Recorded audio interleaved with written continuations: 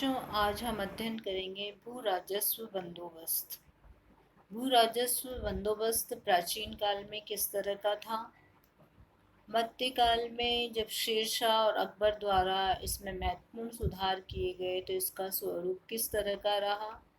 फिर अंग्रेजों के आगमन के पश्चात कंपनी के द्वारा भू राजस्व नीति में क्या क्या परिवर्तन किए गए, उनको हम विस्तार से देखेंगे। अंग्रेजी शासनकाल में या ब्रिटिश शासनकाल में भू राजस्व बंदोबस्त, इसमें हम वॉरेन हेस्टिंग द्वारा पंचवर्षीय योजनाओं का अध्ययन करेंगे। फिर उसके पश्चात हम कॉर्नवालिस का स्थायी बंदोबस्त के बारे में चर्चा करेंगे, महलवाड़ी और फिर रैयतवाड़ी बंदोबस्त। तो भू राजस्व बंदोबस्त के अंतर्गत कौन कौन से बंदोबस्त कंपनी सरकार द्वारा किए गए उसके बारे में हम विस्तार से अध्ययन इस वीडियो के माध्यम से करेंगे। भू राजस्व बंदोबस्त के अंतर्गत 3 तरह का बंदोबस्त कंपनी के द्वारा किया गया। पहला स्थायी, रैयतवाड़ी और महलवाड़ी बंदोबस्त। प्राचीन काल में कृषि व्यवस्था किस तरह की थी, किसान और जमींदारों के मध्य किस तरह के संबंध थे, किसानों की कितनी श्रेणियां होती थी, उन्हें किस नाम से संज्ञापित किया जाता था, उसके बारे में जानकारी स्लाइड के माध्यम से हम प्राप्त करेंगे। प्राचीन काल से ही हम जानते हैं कि भारत कृषि प्रधान देश रहा है। यहाँ पर भूमि का स्वामी किस स्थान पर किसान है, तो कहीं जमींदार है, तो कहीं राजा है, और अनेक स्थानों पर सरदार भी भूमि का स्वामी माना गया है। जमींदार जो किसानों से भू राजस्व वसूल करके सरकार को देते थे, तथा वे जमींदार जिन्हें भूमि के स्वामित्व के अधिकार प्राप्त थे। किसान 2 तरह के होते थे, खुद काश्त किसान। खुद काश्त किसान के अंतर्गत वे किसान आते थे जिन्हें भूमि पर स्थायी रूप से रहने का अधिकार मिला हुआ था, चाहे उन्हें भूमि का स्वामित्व न दिया गया। दूसरी श्रेणी पे काश्त वर्ग के अंतर्गत वे सामंत थे जिन्हें भूमि जोतने का स्थायी अधिकार था, किंतु उन्हें भूमि का स्वामित्व का अधिकार नहीं था। कुछ किसानों को भूमि पर स्वामित्व के अधिकार भी प्राप्त थे।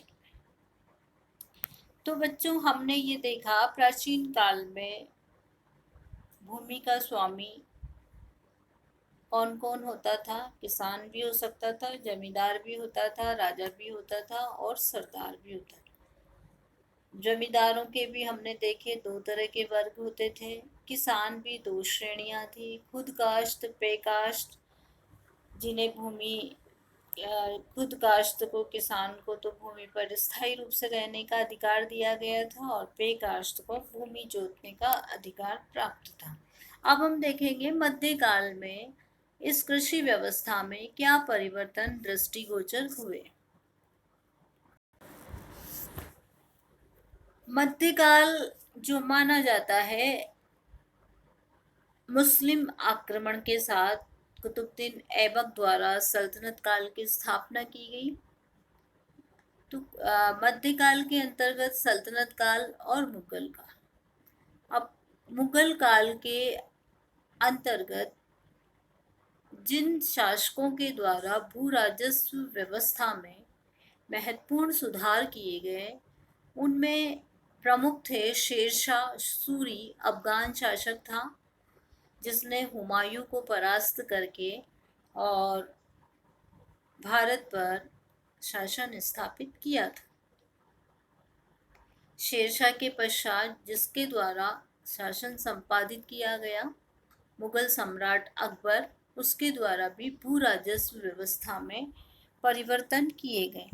तो शेरशाह के द्वारा क्या क्या परिवर्तन किए गए और अकबर के द्वारा क्या क्या परिवर्तन किए गए, उसके बारे में हम विस्तार से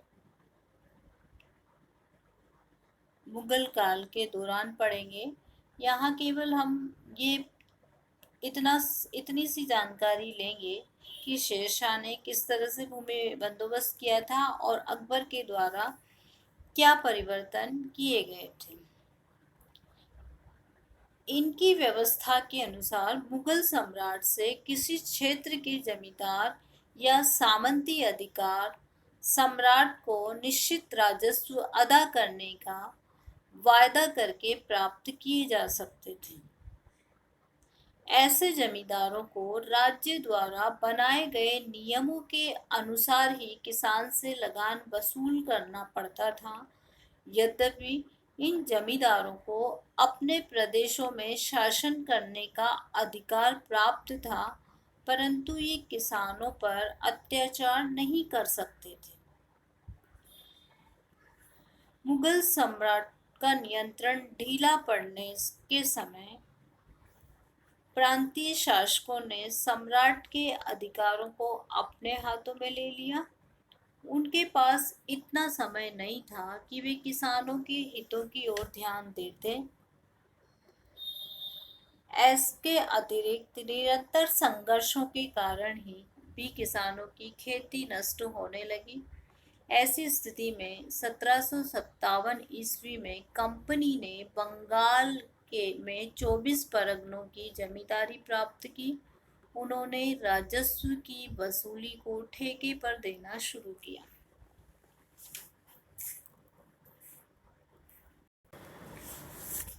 बच्चों, जो हमारा मूल टॉपिक है वो अब आ गया है कंपनी की भू राजस्व नीति। तो हमने प्राचीन काल देखा, मध्यकाल में किस तरह की रही, और अब कंपनी के शासन काल में हम ये जानते हैं 1757 क्यों विख्यात है कि बंगाल में प्लासी का युद्ध लड़ा गया, जिसमें बंगाल का गवर्नर सिराजुद्दौला हारा और कंपनी द्वारा बंगाल में 24 परगनों की जमींदारी प्राप्त की गई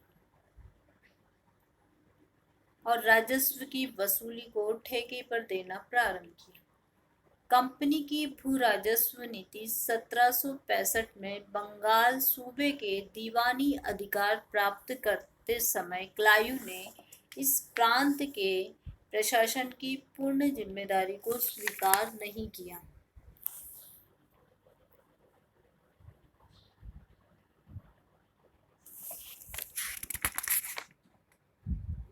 सत्रह सौ पैंसठ से 1772 ईस्वी तक बंगाल में द्वैत शासन प्रणाली के अंतर्गत शासन किया गया। इसके अंतर्गत किसानों की दशा खराब होती चली गई। 1770 और 1770 में बंगाल में एक भयंकर अकाल पड़ा। 1771 ईस्वी में कंपनी के संचालक समिति ने कलकत्ता परिषद के अध्यक्ष को आदेश दिया कि वो नायब दीवानों और उसके अधीन कार्य करने वाले समस्त कर्मचारियों को हटाकर राजस्व वसूली का कार्य अपने कर्मचारियों से करवाए। इस आदेश का पालन करते हुए वॉरेन हेस्टिंग ने देश शासन प्रणाली का अंत कर दिया। अब हम देखेंगे वॉरेन हेस्टिंग द्वारा भू राजस्व की नीति के अंतर्गत पंचवर्षीय बंदोबस्त लागू किया गया।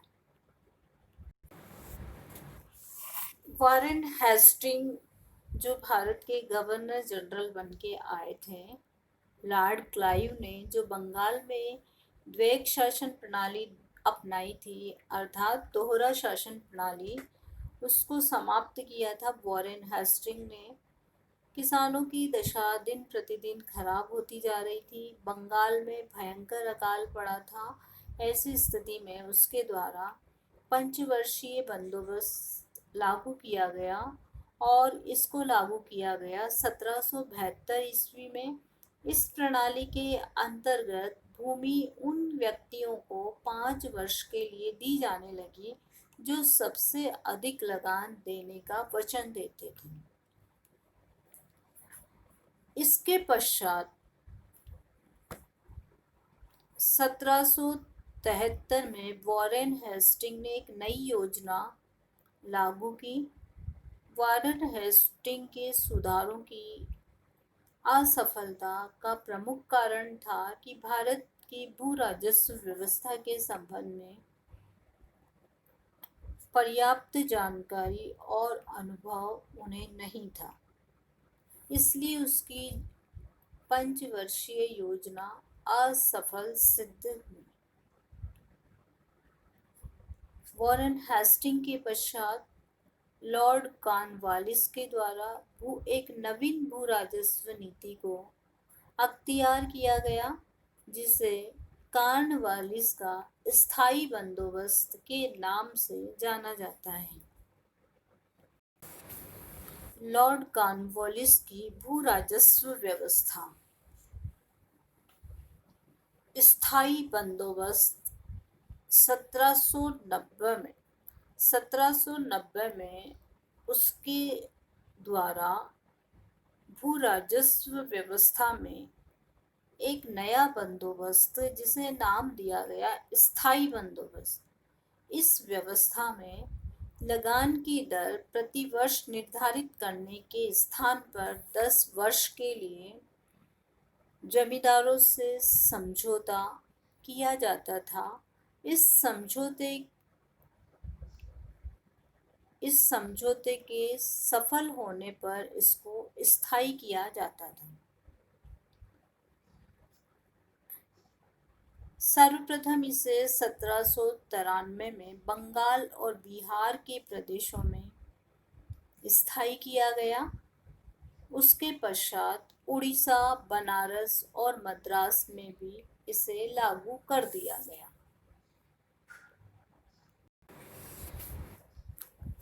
लॉर्ड कॉर्नवालिस का स्थायी बंदोबस्त क्या था? उसके अंतर्गत प्रमुख नियम क्या थे? उसको हम इस स्लाइड के माध्यम से जानने का प्रयास करेंगे। इसमें निम्नलिखित व्यवस्थाएं की गई। सबसे पहले जमींदारों को भूमि का स्वामी मान लिया गया। उन्हें किसानों के साथ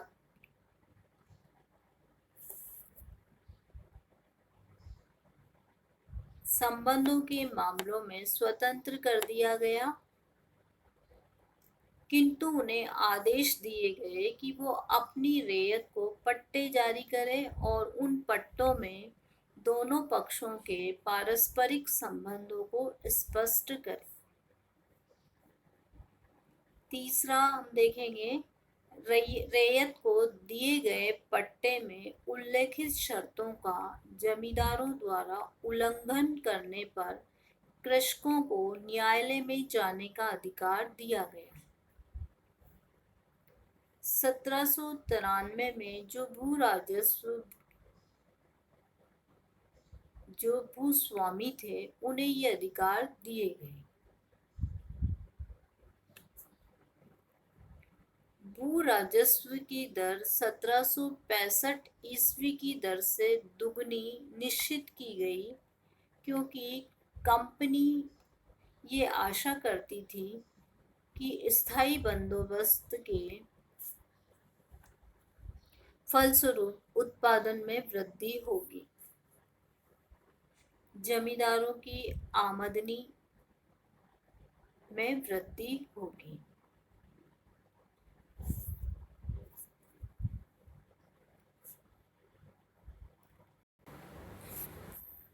न्यायालय से स्वीकृति प्राप्त किए बिना राज्य को वृद्धि करने का अधिकार नहीं दिया गया।